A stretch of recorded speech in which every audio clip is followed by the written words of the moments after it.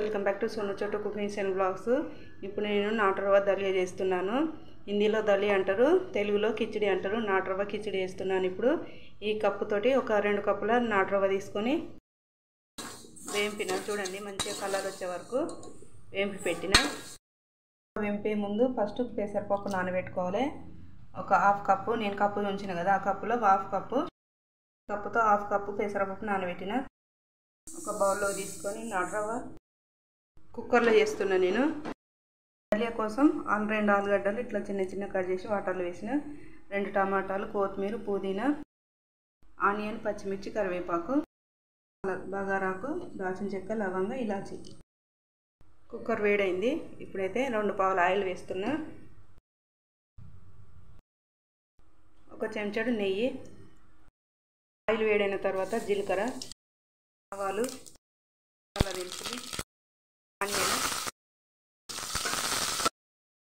Onion fry అయింది. కరివేపాకు, పచ్చిమిర్చి. చూడండి ఆనియన్, పచ్చిమిర్చి, కరివేపాకు ఫ్రై అయింది. జీడిపప్పు,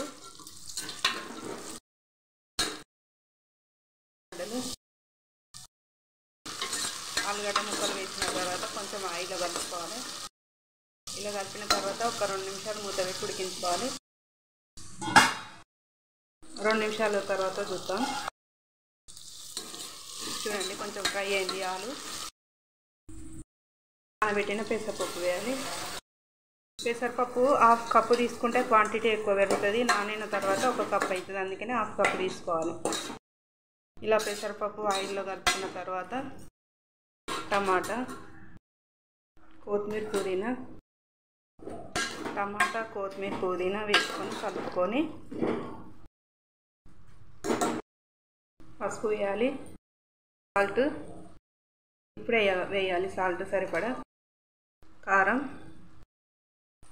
ఇవన్నీ వేసిన తర్వాత ఒకసారి కలుపుకోవాలి. ఇందులో అల్లం వెల్లుల్లి పేస్ట్ కూడా వేసుకోవచ్చు, కానీ ఇప్పుడు నేను వేయట్లేదు ఎందుకంటే లేదు ఇంట్లో. అల్లం వెల్లుల్లి పేస్ట్ కూడా వేసుకోవచ్చు. ఇలా కలిపిన తర్వాత ఒక 5-6 నిమిషాలు మూత పెట్టి ఉడికించుకోవాలి. 5-6 నిమిషాల తర్వాత చూద్దాము. ఆయిల్లో టమాటా, పెసరపప్పు, ఆలుగడ్డ మంచిగా ఉడికింది. ఇప్పుడు ఇందులో రవ్వ, వేంపి పెట్టుకున్న రవ్వ వేయాలి. నాటు రవ్వ వేంపి చేస్తేనే సూపర్ టేస్ట్ ఉంటుంది, మంచిగా పొడి పొడిగా వస్తుంది.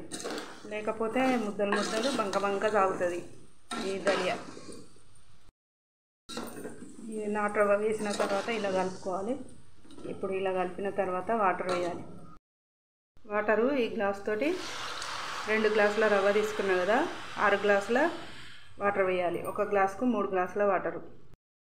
ఫస్ట్ 1 గ్లాస్ వేసిన, ఇవి 3 గ్లాసులు, ఇంకొక 2 వేయాలి. చూడండి వీటితోటి 6 గ్లాసుల వాటర్ అయినాయి. వాటర్ వేసి ఇలా కలుపుకున్న తర్వాత మూత పెట్టుకొని 3 విజిల్లకు ఉడికించుకోవాలి. 3 విజిల్లకు ఉడికించుకోవాలి.